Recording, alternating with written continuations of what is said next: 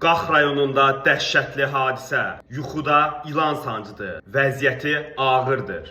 Qax rayonunun Dəymədağlı kəndində dəhşətli bir hadisə baş verib.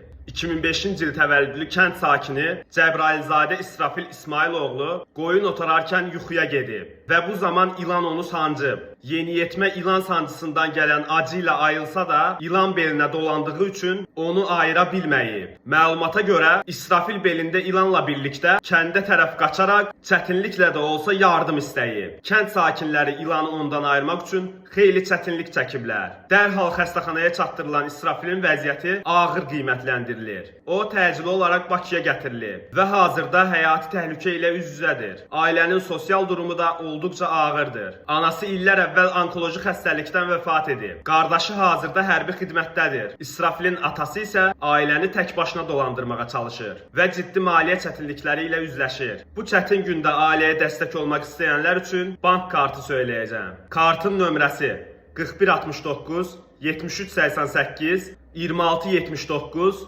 2917.